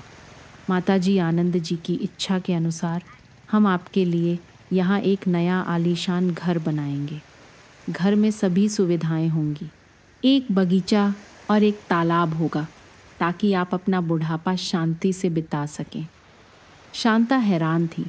वह कभी आनंद को देखती और कभी नक्शे को। वह कुछ बोल नहीं पा रही थी। आनंद ने उसके कठोर हाथों को पकड़कर अपने गालों पर रख लिया। दादी, यह आपके लिए मेरा पहला छोटा सा तोहफा है। मैं आपके एहसानों का बदला चुकाने के लिए और भी बहुत कुछ करूँगा। पूरा बाजार तालियों से गूंज उठा। ये तालियां सिर्फ बधाई के लिए नहीं थीं, बल्कि उनकी आंखों के सामने हो रही एक सच्ची कहानी के लिए प्रशंसा और भावना का प्रतीक थीं। एक गरीब बुढ़िया जिसे उसके सगे बेटे ने छोड़ दिया था, ने अपने प्यार से एक अनाथ बच्चे को पाला था और अब वह बच्चा वापस आया था, एक ऐसा तोहफा लेकर जिसने सभी को खुशी से रुला दिया। शांता का नया घर कुछ ही महीनों में तेजी से बन गया। यह एक सुंदर साफ सुथरा 3 कमरों का पक्का घर था जो हरे भरे पेड़ों से घिरे एक बगीचे के बीच में था। शांता नए घर में आ गई, लेकिन उसे अभी भी लग रहा था कि वह कोई सपना देख रही है। उस शाम दादी पोता घर के बरामदे में चांदनी रात में बैठे थे। आनंद ने खुद गर्म चाय बनाई और दादी को दी। दादी, ये पीजिए, आपको अच्छा लगेगा। शांता ने चाय की एक चुस्की ली। अपने पोते को देखा जो अब एक परिपक्व और जिम्मेदार युवक बन गया था। उसका दिल गर्व से भर गया। आनंद, मुझे सच बताओ, सिर्फ 10 सालों में तुमने इतने बड़े काम कैसे कर लिए? तुम्हारे पास ये घर बनाने के लिए पैसे कहाँ से आए? आनंद मुस्कुराया और उसे प्यार से देखा। वह जानता था कि अब उसे सच बताने का समय आ गया है। दादी, यह एक लंबी कहानी है। आनंद ने बताना शुरू किया। जब वह शहर गया तो अपनी असाधारण बुद्धिमत्ता, विशेष रूप से गणित और प्रोग्रामिंग मैन के कारण वह जल्द ही स्कूल का सबसे होशियार छात्र बन गया। उसकी प्रतिभा ने एक बड़ी टेक्नोलॉजी कंपनी का ध्यान आकर्षित किया जो युवा प्रतिभाओं को खोजने और प्रशिक्षित करने का कार्यक्रम चला रही थी। उन्होंने मुझे अपने विशेष कार्यक्रम में ले लिया। दादी, मुझे सबसे अच्छे प्रोफेसरों से सीखने का मौका मिला और मैंने उनके साथ कुछ सॉफ्टवेयर और टेक्नोलॉजी एप्लीकेशन विकसित किए। उनमें से एक उम्मीद से ज़्यादा सफल रहा, आनंद ने विनम्रता से कहा। लेकिन शांता समझ गई कि उसने जो हासिल किया वह निश्चित रूप से आसान नहीं था। श्री और श्रीमती प्रकाश ने न केवल मेरी पढ़ाई का खर्च उठाया, बल्कि वे मेरे संरक्षक भी बने। उन्होंने उन परियोजनाओं से कमाए गए मेरे पैसों का प्रबंधन करने में मेरी मदद की। उन्होंने कहा कि मेरे पास प्रतिभा है, लेकिन मुझे सफलता के सामने गिरने से बचाने वाली नैतिक नींव आपने दी है। आनंद ने दादी का हाथ पकड़ लिया। उसकी आवाज़ भावुक हो गई। दादी, मैं आपके सिखाए हुए शब्द कभी नहीं भूला। कोई भी यह चुनकर पैदा नहीं होता कि उसकी शुरुआत कहाँ से होगी। बस तुम्हें एक अच्छा इंसान बनकर जीना है। वह बात हमेशा मेरे दिल में रही। जब भी मैं किसी महत्वपूर्ण निर्णय का सामना करता, मुझे आपकी सलाह याद आती। उसने शांता की आंखों में गहराई से देखा। उसकी आवाज़ भर्रा गई। उन्होंने मुझसे पूछा कि कौन सी चीज़ मुझे इतनी मेहनत करने के लिए प्रेरित करती है। मैंने बस जवाब दिया, क्योंकि मैंने अपनी दादी से वादा किया था कि मैं वापस आकर उनका ख्याल रखूँगा। मुझे जल्दी सफल होना था ताकि मेरी दादी को एक और दिन चीपसाच न उठाना पड़े। शांता की आंखों से आंसू उसके गालों पर बहने लगे।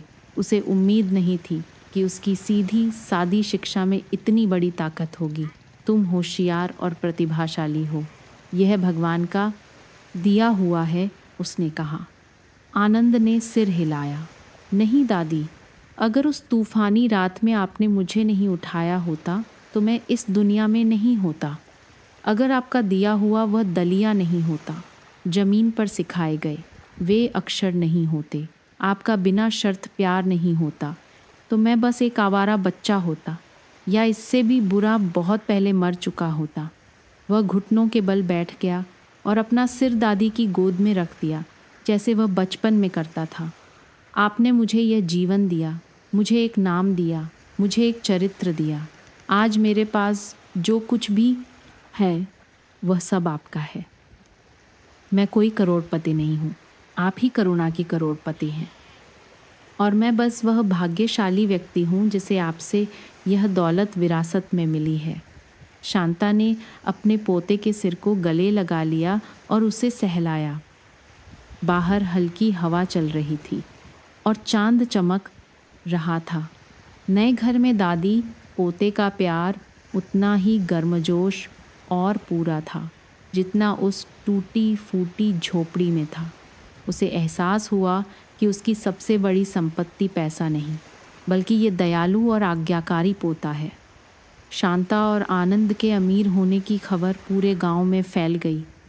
उसका नया आलीशान घर लोगों के लिए चर्चा का विषय बन गया, लेकिन कोई भी पास आने की हिम्मत नहीं करता था। कुछ उनकी अमीरी से डरते थे और कुछ अपने पुराने तानों के लिए शर्मिंदा थे। इस बीच रमेश अभी भी गांव के बाहर अपने पुराने गंदे घर में अकेला रहता था। उसने सब कुछ सुना। वह जानता था कि उसकी माँ के पास अब एक बड़ा घर है और उसका पाला हुआ पोता उसकी देखभाल कर रहा है। उसका दिल ईर्ष्या, कड़वाहट और शर्म से भर गया। बीमारी और अकेलेपन ने रमेश के सारे घमंड को खत्म कर दिया था। अब उसके अंदर सिर्फ देर से हुआ पछतावा था। उसे गर्म भोजन की लालसा थी, किसी के हालचाल पूछने की लालसा थी। उसे अपनी माँ की याद आती थी, एक ऐसी याद जो उसे अंदर सिखाए जा रही थी। कई दिनों की उथल पुथल के बाद आखिरकार वह और बर्दाश्त नहीं कर सका। अपनी लकड़ी की बैसाखी के सहारे रमेश धीरे धीरे गांव के आखिरी छोर की ओर बढ़ा, जहां उसकी माँ का नया घर था। हर कदम ऐसा था जैसे हजारों सुइयां उसके शरीर और आत्मा दोनों में चुभ रही हों। जाना पहचाना रास्ता आज कितना लंबा और भारी लग रहा था। गेट के सामने पहुंचकर रमेश अंदर जाने की हिम्मत नहीं कर सका। वह बस हिचकिचाता हुआ अंदर देखता रहा। घर बहुत सुंदर, बहुत साफ सुथरा था। वह उस जैसे इंसान के लिए नहीं था। उसने अपनी माँ की परछाई को बरामदे में बैठे देखा, जो शांत दिख रही थी। उसने आनंद को दादी के पैरों की मालिश करते देखा। यह दृश्य उसके दिल में एक चाकू की तरह चुभ गया। वह जगह उसकी होनी चाहिए थी। उसने मुड़ने की कोशिश की, लेकिन उसके पैरों ने उसकी नहीं सुनी। वह घुटनों के बल गिर गया और आंगन में रेंगने लगा। कंकड़ की आवाज़ ने आनंद और शांता का ध्यान खींचा। आनंद चौंक कर खड़ा हो गया और कुछ कहना चाहा, लेकिन शांता ने उसे हाथ से रोक दिया। उसने रमेश को पहचान लिया। उसने अपने बेटे को देखा। उसके कपड़े फटे पुराने थे, उसका शरीर कमज़ोर था और वह उसकी ओर रेंग रहा था। उसका दिल दुख से फट गया। रमेश उसके सामने पहुंचकर सिर उठाने की हिम्मत नहीं कर सका। उसने अपना चेहरा फर्श पर टिका दिया। उसके कंधे कांप रहे थे। माँ माँ, वह बस ये 2 शब्द कह सका और फिर सिसकने लगा। शांता चुपचाप बैठी रही। वह न रोई, न चिल्लाई और न ही उसे उठाने के लिए दौड़ी। वह बस उसे देखती रही, एक कोमल नज़र जिसमें बहुत सारी भावनाएं थीं। उस नज़र में कोई नाराज़गी नहीं थी, सिर्फ एक माँ का अपने भटके हुए बेटे के लिए दर्द था। माहौल में एक भयानक खामोशी थी। उसकी चुप्पी हजारों डांटों से ज़्यादा भारी थी। यह एक अदृश्य थप्पड़ की तरह था जो सीधे रमेश के ज़मीर पर पड़ा। उसे लगा कि वह अयोग्य है, उसे अपनी माँ से माफ़ी पाने का कोई हक नहीं है। आखिरकार शांता ने हवा की तरह धीमी आवाज़ में कहा, जो रमेश के दिल में गहराई तक उतर गई। उठ जाओ बेटा, ज़मीन ठंडी है। रमेश अभी भी सिर उठाने की हिम्मत नहीं कर सका। शांता ने एक लंबी सांस ली। पुरानी बातें बीत गईं। मैं तुमसे नाराज़ नहीं हूँ। मैं बस उम्मीद करती हूँ कि इतने सालों बाद तुमने कुछ सीखा होगा। यह सुनकर रमेश और नहीं सह सका। उसने सिर उठाया। आंसू और नाक बह रहे थे। उसका चेहरा रोने और लकवे के असर से टेढ़ा हो गया था। मैं एक जानवर हूँ। मैं नालायक हूँ। मुझे माफ़ कर दो माँ, कृपया मुझे माफ़ कर दो। शांता ने कुछ नहीं कहा, बस चुपचाप उसे देखती रही। वह जानती थी कि रमेश को सच में पछतावा है। जिंदगी और उसके अपने ज़मीर की सज़ा ही उसके लिए सबसे बड़ा सबक थी। उसे अब कोई और डांट जोड़ने की ज़रूरत नहीं थी। आनंद पास में खड़ा यह सब देख रहा था। उसने कुछ नहीं कहा, बस उसका दिल भारी हो गया। वह समझ गया कि कुछ घावों को भरने के लिए समय और चुप्पी दोनों की ज़रूरत होती है। रमेश के अपनी माँ से माफ़ी मांगने की खबर जल्द ही पूरे गांव में फैल गई। इसके साथ ही शांता और आनंद की अमीरी की अफवाहें भी बढ़ने लगीं। लोग सिर्फ नए घर के बारे में ही बात नहीं कर रहे थे, बल्कि तरह तरह की कहानियाँ गढ़ रहे थे।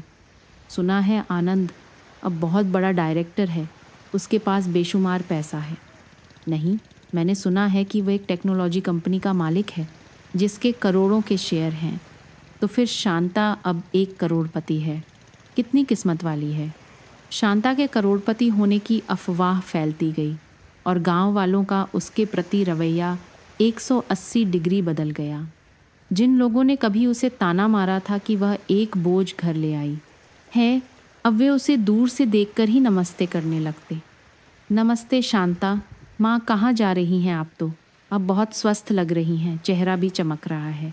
सब्जी वाली, जिसने कभी कहा था कि दादी पोता भूख से मर जाएंगे, अब जब भी उसे गुजरते देखती तो बुलाती, शांता माँ यहाँ आइए, मैं आपको ताज़ा पनीर देती हूँ, घर का बना है। पंसारी, जिसने कभी कहा था कि वह दूसरों का बोझ उठा रही है, अब बड़े प्यार से बात करता। शांता माँ, आप सच में भाग्यशाली हैं। अच्छे लोगों के साथ अच्छा ही होता है। आपका पोता आनंद तो साक्षात देवता है, इतना होशियार और इतना आज्ञाकारी। आपने उसे बहुत अच्छी परवरिश दी है। शांता इन बातों पर बस प्यार से मुस्कुरा देती। वह अच्छी तरह समझती थी, जब कोई गरीब होता है तो लोग उसका तिरस्कार करते हैं और जब अमीर होता है तो उसकी चापलूसी करते हैं। वह इन बातों पर ध्यान नहीं देती थी और न ही उनसे नाराज़ होती थी। वह नमस्ते का जवाब देती, लेकिन हर तोहफ़े को मना कर देती। वह जानती थी कि वे यह सब उसके प्रति प्यार की वजह से नहीं, बल्कि उसके पोते के करोड़पति होने के डर से कर रहे थे। आनंद ने यह देखकर एक बार दादी से कहा, दादी ये लोग इतनी जल्दी कैसे बदल सकते हैं? पहले वे हमारे साथ ऐसा व्यवहार नहीं करते थे। शांता ने पोते के सिर पर हाथ फेरते हुए शांति से समझाया, बेटा दुनिया ऐसी ही है। लोगों का मन भी पानी की धारा की तरह होता है, कभी साफ, कभी गंदा, कभी भरा हुआ, कभी खाली। हम उन्हें नहीं बदल सकते, तो हमें बस अपने मन को साफ रखना चाहिए। जो हमारे साथ अच्छा करे उसे याद रखो और जो बुरा करे उससे भी नाराज़ मत हो। बस शांति से जियो, यही काफ़ी है। दादी की यह सीख एक बार फिर आनंद के दिल में उतर गई। वह समझ गया कि भौतिक संपत्ति दूसरों का रवैया बदल सकती है, लेकिन आत्मा की अमीरी ही वह चीज़ है जो इंसान को सच्चा सम्मान दिलाती है। इस बीच रमेश अपने पुराने घर में माँ के बारे में अफवाहें सुनकर और भी शर्मिंदा होता। वह जानता था कि उसकी माँ के पास अब सब कुछ है और उसने सब कुछ खो दिया है। यह कठोर तुलना उसे अपनी गलतियों का और भी गहरा एहसास कराती थी। वह अब अपनी माँ को परेशान करने की हिम्मत नहीं करता था, बस चुपचाप अपने पश्चाताप में रहता था, अपने दर्द को अकेले ही सहता था। वह छोटा सा गांव अचानक एक बुढ़िया और एक बच्चे की वजह से मशहूर हो गया। उनकी कहानी एक किंवदंती बन गई, कर्म के नियम, प्यार और एक चमत्कारी बदलाव का सबक। लेकिन बहुत कम लोग यह समझ पाए कि शांता के लिए वह कभी करोड़पति नहीं थी। उसकी सबसे बड़ी संपत्ति बस उसका आज्ञाकारी पोता और एक शांत मन था।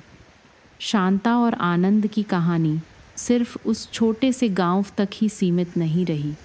यह गांव की सीमाओं को पार कर शहर के पत्रकारों और टीवी वालों के कानों तक पहुंची। उन्हें यह एक प्रेरणादायक कहानी लगी, साहस और करुणा का एक सीजीजीज उदाहरण। एक दिन एक प्रांतीय टीवी चैनल की एक टीम एक रिपोर्ट बनाने के लिए गांव आई। वे मुख्य पात्र शांता का इंटरव्यू करना चाहते थे। इंटरव्यू शांता के नए घर के बरामदे में ही किया गया। शांता अभी भी अपनी सादी भूरी साड़ी में थी, शांति से एक बेंत की कुर्सी पर बैठी हुई। चारों ओर कैमरे, लाइटें और बहुत सारे उत्सुक गांव वाले खड़े थे। एक युवा सुंदर रिपोर्टर उसके सामने बैठी और बातचीत शुरू की। दादी, हमें पता चला है कि आपकी और आनंद की कहानी बहुत मार्मिक है। क्या आप दर्शकों को बता सकती हैं कि कौन सी प्रेरणा ने आपको उन कठिन वर्षों में आनंद को पालने और एक अच्छा इंसान बनाने में मदद की? शांता प्यार से मुस्कुराई। उसकी आवाज़ धीमी और साफ थी।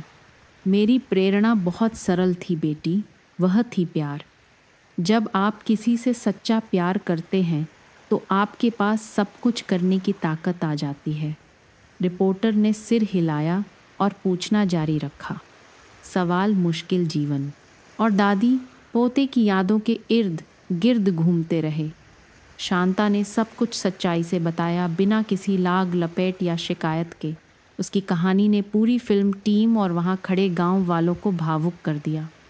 फिर रिपोर्टर उस मुख्य सवाल पर आई, वह सवाल जिसका जवाब हर कोई गांव वाले भी जानने के लिए उत्सुक थे। दादी, मैं एक थोड़ा निजी सवाल पूछना चाहती हूँ। कई साल पहले आपको आपके सगे बेटे ने घर से निकाल दिया था। अब जब आप उस घटना को याद करती हैं तो क्या आपको उससे कोई नाराज़गी या पछतावा महसूस होता है? पूरा माहौल शांत हो गया। सभी की आंखें शांता पर टिकी थीं, उसके जवाब का इंतज़ार कर रही थीं। उन्होंने सोचा कि वह कहेगी कि उसे नाराज़गी है या वह माफ़ी के बारे में कोई दार्शनिक बात कहेगी। रमेश दूर एक कोने में दुबका खड़ा था। उसका दिल भी ज़ोर ज़ोर से धड़क रहा था। शांता एक पल के लिए चुप हो गई। उसने कैमरे में नहीं बल्कि दूर गांव के बाहर उस बरगद के पेड़ की ओर देखा जहां उसे आनंद मिला था। फिर वह वापस रिपोर्टर की ओर मुड़ी। उसके होठों पर एक हल्की मुस्कान थी। उसने सिर हिलाया, नहीं, मुझे कोई नाराज़गी नहीं है और न ही कोई पछतावा। सब हैरान थे।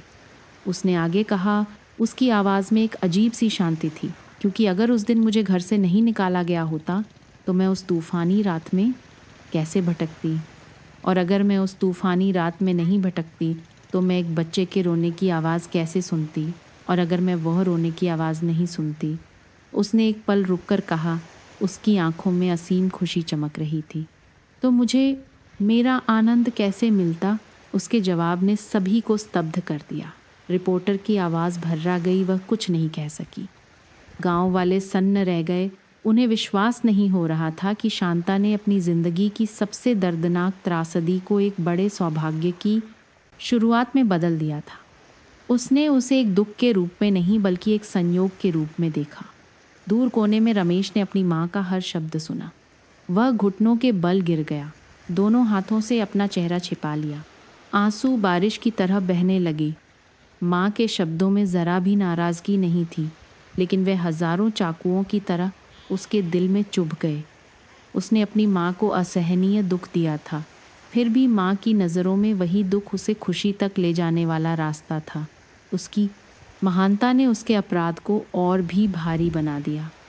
रिपोर्टर ने खुद को संभालने की कोशिश की। उसकी आवाज़ कांप रही थी। धन्यवाद दादी, आपके जवाब के लिए धन्यवाद।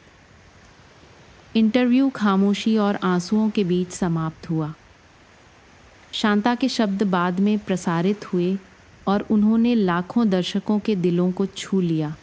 लोग सिर्फ एक गरीब बुढ़िया के पोते को सफल बनाने के लिए उसकी प्रशंसा नहीं कर रहे थे, बल्कि एक क्षमाशील हृदय, एक असाधारण मानवीय दर्शन के सामने सिर झुका रहे थे। कहानी के फैलने के बाद आनंद ने एक बड़ा प्रोजेक्ट शुरू करने का फैसला किया। एक सपना जो उसने लंबे समय से देखा था। वह अपनी मातृभूमि के लिए कुछ सार्थक करना चाहता था, जहाँ कुछ लोगों ने उसका मजाक उड़ाया था, लेकिन कुछ ने उसे और उसकी दादी को सहारा भी दिया था। उसने गांव के लिए एक नया प्राथमिक विद्यालय बनाने का फैसला किया उस बड़ी ज़मीन पर जिसे उसने खरीदा था। एक आधुनिक सुंदर स्कूल जिसमें पर्याप्त कक्षाएं, पुस्तकालय, खेल का मैदान होगा और उस स्कूल का एक बहुत ही खास नाम होगा, शांता आनंद प्राथमिक विद्यालय। शिलान्यास के दिन पूरा गांव फिर से उत्साहित था। जिले और ब्लॉक के अधिकारी भी आए थे।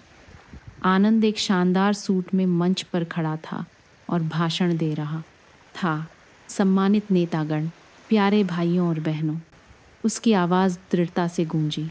आज मैं यहाँ एक निवेशक के रूप में नहीं बल्कि इस धरती के एक बेटे के रूप में खड़ा हूँ। मैं कभी एक अनाथ बेसहारा बच्चा था। यह गांव वालों का प्यार और विशेष रूप से मेरी दादी श्रीमती शांता देवी का प्यार था जिसने मुझे आज यहाँ पहुँचाया है। आनंद पहली पंक्ति में बैठी शांता की ओर मुड़ा। उसकी आंखों में कृतज्ञता थी। दादी ने मुझे एक टहनी से ज़मीन पर अक्षर सिखाए। दादी ने मुझे सिखाया कि कोई भी यह चुनकर पैदा नहीं होता कि उसकी शुरुआत कहाँ से होगी। बस तुम्हें एक अच्छा इंसान बनकर जीना है। मैं वह सीख हमेशा याद रखता हूँ और आज मैं यह स्कूल बनाना चाहता हूँ ताकि हमारे गांव का कोई भी बच्चा पीछे न रहे, ताकि हर बच्चे को एक बेहतर शुरुआत मिले। उसने भावुक होकर आगे कहा, स्कूल का नाम शांता आनंद होगा। शांता मेरी दादी का नाम है जो बिना शर्त प्यार और त्याग का प्रतीक है, और आनंद वह साफ मन है, वह नैतिकता है जो दादी ने मुझे सिखाई है। मैं उम्मीद करता हूँ कि इस स्कूल में आने वाले सभी छात्र न केवल ज्ञान सीखेंगे बल्कि करुणा और दयालुता के बारे में भी सीखेंगे। तालियों की गड़गड़ाहट गूंज उठी। सभी आनंद के नेक इरादों से प्रभावित थे। आनंद ने घोषणा की कि यह स्कूल गांव के सभी बच्चों के लिए पूरी तरह से मुफ्त होगा। इतना ही नहीं, स्कूल में एक अपनी रसोई होगी जो बच्चों को पौष्टिक दोपहर का भोजन प्रदान करेगी ताकि कोई भी बच्चा भूखे पेट स्कूल ना आए। यह घोषणा एक धमाके की तरह थी जिसने पूरे माहौल को हिला दिया। मुफ्त शिक्षा और दोपहर का भोजन भी, ये कुछ ऐसा था जिसके बारे में गरीब गांव वालों ने कभी सपने में भी नहीं सोचा था। कई माता पिता खुशी से रो पड़े। एक पेड़ के झुरमुट के पीछे से बहुत दूर रमेश चुपचाप यह सब देख रहा था। वह पास आने की हिम्मत नहीं कर सका। उसने अपनी माँ को पहली पंक्ति में सम्मान के साथ बैठे देखा। उनका चेहरा खुशी से चमक रहा था। उसने आनंद को देखा, वह बच्चा जिसे उसने कभी तुच्छ समझा था अब पूरे गांव के भले के लिए महान कार्य कर रहा था। उसने बड़े बोर्ड को देखा जिस पर स्कूल का नाम शांता आनंद लिखा था। वह नाम एक पुष्टि की तरह था। उसकी माँ का प्यार और आनंद की सफलता एक साथ मिल गए थे, एक अमर प्रतीक बन गए थे, और वह उसका सगा बेटा इस गौरवशाली तस्वीर से पूरी तरह बाहर था। वह एक फालतू, एक अदृश्य व्यक्ति था। रमेश की आंखें लाल हो गईं। वह अब ईर्ष्या से नहीं बल्कि शर्म से रोबा रहा था, ये महसूस करते हुए कि उसने सबसे कीमती चीज़ें खो दी हैं। वह मुड्डा और चुपचाप अपने ठंडे घर की ओर बढ़ने लगा। उसकी परछाई मिट्टी के रास्ते पर लंबी, अकेली और दयनीय दिख रही थी। शांता आनंद स्कूल बनाया गया और चालू हो गया, जिससे पूरे गांव में एक नई जान आ गई। बच्चों की हंसी और पढ़ाई की आवाज़ हर दिन गूंजती उस गरीब गांव के उदास माहौल को दूर करती। शांता और आनंद पूरे गांव में सम्मानित व्यक्ति बन गए, लेकिन जितना अधिक उनकी प्रशंसा होती, रमेश उतना ही अपनी शर्म और अपराधबोध के खोल में सिकुड़ता जाता। उसकी बीमारी दिन दिन बढ़ती जा रही थी। लकवे के कारण उसे चलने में और भी कठिनाई होने लगी थी। पुराना घर अब एक जेल जैसा था जो उसे अकेलेपन और बीमारी में कैद रखता था। कोई भी उससे मिलने नहीं आता था। पड़ोसी अपनी ज़िंदगी में व्यस्त थे। उसके शराब पीने वाले दोस्त भी बहुत पहले ही उसे छोड़ चुके थे। वह पूरी तरह से अलग थलग था। लंबी रातों में वह अपने टूटे फूटे बिस्तर पर अकेला पड़ा रहता।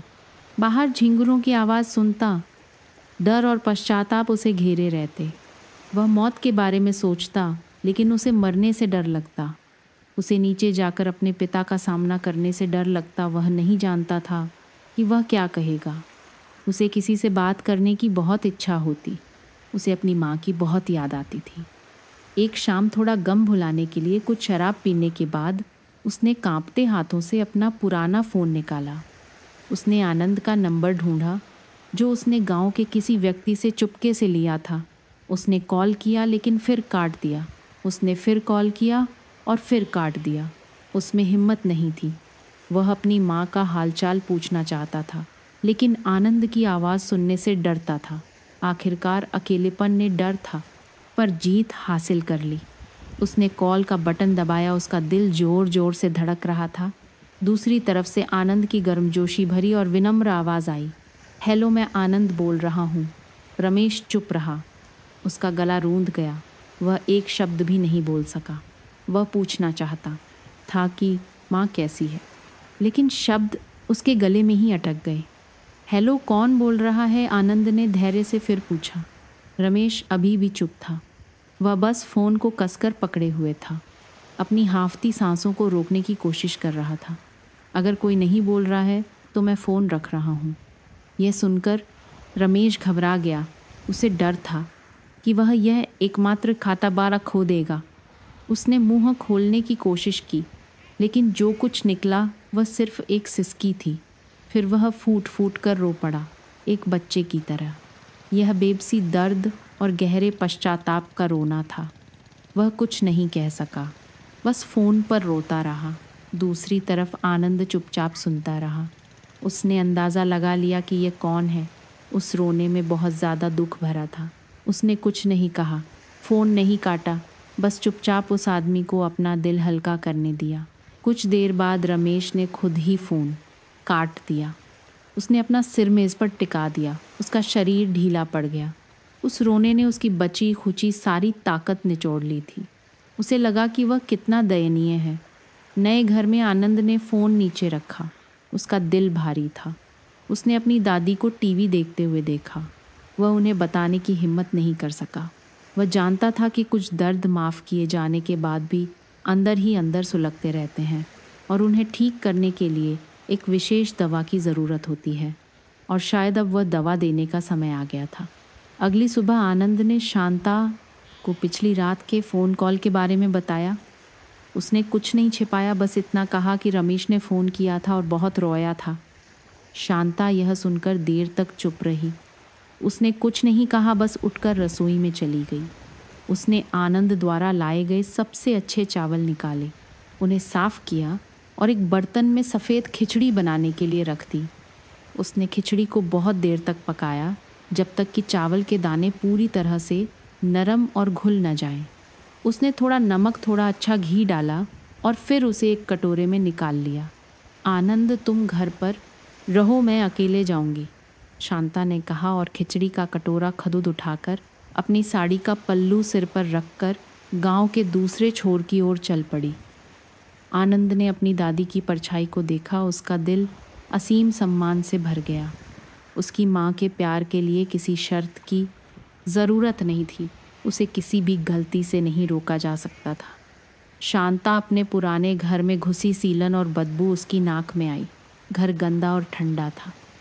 रमेश बिस्तर पर सिकुड़ा हुआ पड़ा था, बुखार से कांप रहा था। किसी की परछाई देखकर उसने कमज़ोरी से अपनी आंखें खोली। जब उसने महसूस किया कि यह उसकी माँ है तो रमेश स्तब्ध रह गया। उसने उठने की कोशिश की, लेकिन उसमें ज़रा भी ताकत नहीं थी। माँ, आप यहाँ क्यों आई? उसने कमज़ोर आवाज़ में कहा। शांता ने जवाब नहीं दिया। उसने खिचड़ी का कटोरा बिस्तर के पास एक छोटी मेज़ पर रखा और उसे सहारा देकर बिठाया। उसकी पीठ दीवार से टिका दी। तुम्हें बुखार है, थोड़ी खिचड़ी खा लो, ताकत आएगी। वह बिस्तर के किनारे बैठ गई, एक चम्मच खिचड़ी ली, उसे ठंडा करने के लिए फूंका और फिर रमेश के मुंह के पास ले गई। उसकी इस हरकत ने रमेश को हैरान कर दिया। कितने साल हो गए थे उसे माँ की ऐसी देखभाल मिले। बचपन की यादें ताज़ा हो गईं जब वह बीमार होता था। माँ भी बिस्तर के पास बैठकर उसे धैर्य से एक एक चम्मच खिचड़ी खिलाती थी। उसने सिर हिलाया, आंसू बह निकले। मैं नहीं खा सकता। खा लो। शांता की आवाज़ अभी भी कोमल थी, लेकिन उसमें एक ऐसी ताकत थी जिसका विरोध नहीं किया जा सकता था। यह आनंद के लाए हुए चावल से बनी है, बहुत स्वादिष्ट है। उसके इस वाक्य ने आखिरकार रमेश के दिल में जमी जिद और शर्म की दीवार को तोड़ दिया। वह और नहीं सह सका। वह फूट फूट कर रो पड़ा, एक दर्दनाक सिसकियों भरा रोना। वह आगे बढ़ा और अपनी माँ के दुबले पतले पैरों को पकड़कर रोने लगा, अपना सिर उनमें छिपा लिया। मुझे माफ़ कर दो माँ, मुझे माफ़ कर दो। मैं एक नालायक बेटा हूँ। माँ, मुझे मारो, मुझे गाली दो, मेरे साथ इतना अच्छा व्यवहार मत करो। मैं यह बर्दाश्त नहीं कर सकता। शांता ने उसे रोने दिया। उसने अपना हाथ ऊपर उठाया और धीरे से अपने पापी बेटे के सिर को सहलाया। उसके झुर्रीदार दुबले पतले हाथ अजीब तरह से गर्म थे। चुप हो जाओ, खिचड़ी खा लो ताकि वह गर्म रहे। ताकत आएगी तभी तो तुम ठीक होगे। उसने फिर से चम्मच आगे बढ़ाया। इस बार रमेश ने मना नहीं किया। उसने अपना मुंह खोला और अपनी माँ के हाथ से एक एक चम्मच खिचड़ी खाई। उस खिचड़ी में सिर्फ चावल का स्वाद नहीं था, बल्कि उसमें पश्चाताप के आंसुओं का खारापन और वापस पाए गए प्यार की गर्मी भी थी। वह खाते खाते रोता रहा। ये उसके दुखी जीवन का सबसे स्वादिष्ट भोजन था। इसने न केवल उसके खाली पेट को भरा, बल्कि उसकी ठंडी जमी हुई आत्मा को भी गर्म कर दिया। उस पल में उसे फिर से लगा कि वह एक ऐसा बेटा है जिसे उसकी माँ प्यार करती है, उसकी रक्षा करती है। उस दिन के बाद शांता हर दिन रमेश के लिए खिचड़ी बनाकर ले जाती। आनंद ने भी कोई आपत्ति नहीं की, बल्कि वह खुद ही दवाइयाँ और पौष्टिक भोजन खरीद कर लाता ताकि दादी ले जा सके। रमेश की तबीयत धीरे धीरे सुधरने लगी। माँ की देखभाल से उसे जैसे नई जिंदगी मिल गई। उसने घर की सफाई शुरू की और ठीक से चलने का अभ्यास करने लगा। एक शाम जब शांता वापस लौटी तो आनंद ने उससे कहा, दादी, आज मैं रमेश भैया के लिए खाना ले जाऊंगा। मुझे उनसे कुछ बात करनी है। शांता ने आनंद को देखकर सिर हिलाया। वह जानती थी कि अब दोनों भाइयों के बीच एक सीधी बात करने का समय आ गया है। आनंद खाने का डिब्बा लेकर रमेश के घर गया। आनंद को देखकर रमेश असहज हो गया। वह जल्दी से बैसाखी के सहारे खड़ा हो गया। आनंद जी, आप यहाँ कैसे? उसे आनंद को छोटा भाई कहने की आदत अभी नहीं थी। आनंद मुस्कुराया, खाने का डिब्बा मेज़ पर रख दिया। आप मुझे आनंद कह सकते हैं। दादी ने मुझे आपके लिए खाना लाने को कहा। आनंद एक कुर्सी खींचकर रमेश के सामने बैठ गया। दो आदमी, एक युवा और सफल, दूसरा कमज़ोर और बीमार, चुपचाप एक दूसरे को देखते रहे। एक गोद लिया हुआ बेटा था, दूसरा सगा, दोनों एक ही माँ के बेटे थे। रमेश ने ही पहले चुप्पी तोड़ी। उसने सिर झुकाकर भर्राई आवाज़ में कहा, आनंद, मैं तुमसे माफ़ी मांगता हूँ। आनंद हैरान था। आप मुझसे किस बात की माफ़ी मांग रहे हैं? हर बात के लिए रमेश ने कांपती आवाज़ में कहा। पहले मैंने तुम्हें तुच्छ समझा, माँ को भी तुच्छ समझा। मैंने बहुत पाप किए हैं। मैं तुम्हारा भाई कहलाने के लायक नहीं हूँ। मैं माँ का बेटा कहलाने के भी लायक नहीं हूँ। आनंद चुपचाप सुनता रहा। उसने रमेश के शब्दों में सच्चा पश्चाताप महसूस किया। अब तुम्हें सफल और माँ के प्रति आज्ञाकारी देखकर मुझे माँ के लिए खुशी भी होती है और खुद पर शर्म भी आती है। ये सब काम मुझे करने चाहिए थे। आनंद ने सीधे रमेश को देखा। उसकी आंखों में ईमानदारी थी। रमेश भैया, मैंने आपसे कभी नाराज़गी नहीं रखी। सच तो ये है कि मुझे आपका धन्यवाद करना चाहिए। रमेश हैरान होकर सिर उठाया। मेरा धन्यवाद? तुम क्या कह रहे हो? अगर आपने उस दिन दादी के साथ ऐसा नहीं किया होता तो मुझे दादी का सहारा पाने का मौका नहीं मिलता। मुझे इतनी अद्भुत दादी और माँ नहीं मिलती। आनंद ने भावुक होकर आगे कहा, दादी ने मुझे प्यार से पाला है। दादी ने मुझे सिखाया है कि करुणा और क्षमा सभी गलतियों से बड़ी होती है। मैंने ये उनसे सीखा है। दादी ने आपको माफ़ कर दिया है तो मैंने भी कर दिया है। वह खड़ा हुआ रमेश के पास गया और अपना हाथ उसके कंधे पर रखा। पुरानी बातें बीत गईं, ज़रूरी ये है कि अब और भविष्य में क्या होता है। दादी अब बूढ़ी हो गई हैं। उनकी सबसे बड़ी इच्छा अपने बच्चों को एक साथ प्यार से रहते देखना है। उन्होंने मुझे प्यार से पाला है। अब हमारी बारी है कि हम मिलकर उनकी देखभाल करें भैया। आनंद के शब्द सुनकर रमेश और नहीं सह सका। उसने आनंद को कसकर गले लगा लिया और फूट फूट कर रोने लगा। आनंद में गलत था, मैं सच में गलत था। आनंद ने भी उस कांपते हुए आदमी को अपनी बाहों में भर लिया। उसने सांत्वना के रूप में रमेश की पीठ को धीरे से थपथपाया। पश्चाताप के आंसू और क्षमा के आंसू एक हो गए। दो आदमी, दो भाग्य, दो अलग अलग रास्ते आखिरकार एक माँ के असीम प्यार के माध्यम से जुड़ गए।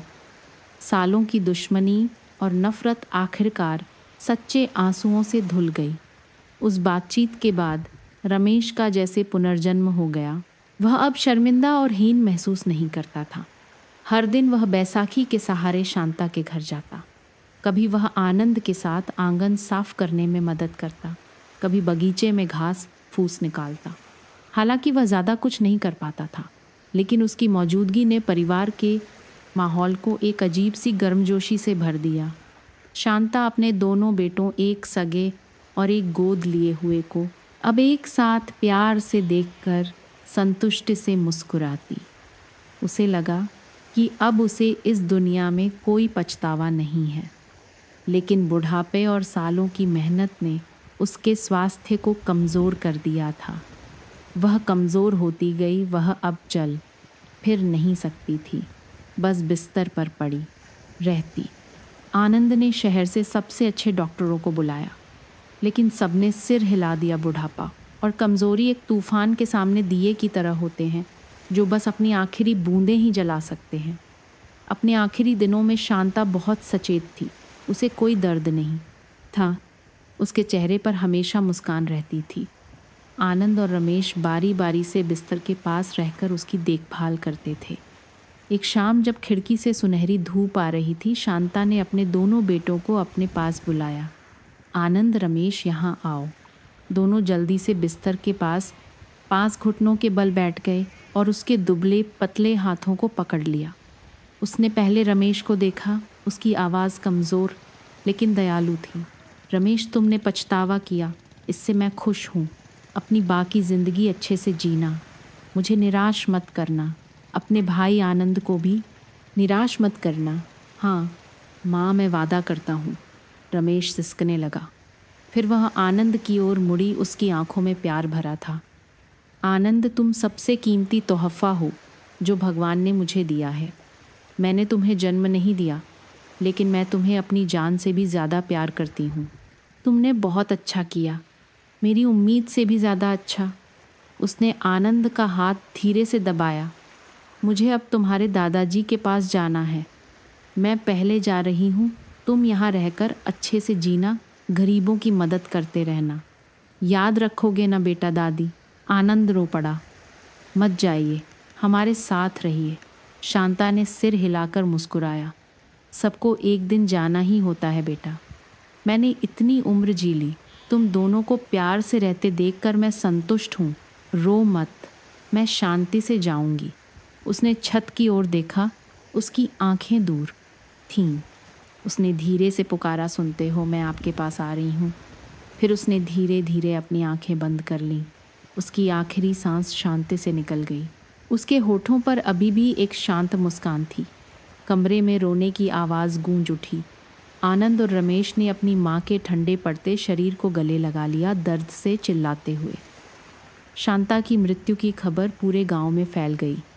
लोग अंतिम संस्कार के लिए आए, हर कोई असीम दुख के साथ। शांता का अंतिम संस्कार उस गांव में पहले कभी नहीं देखा गया था।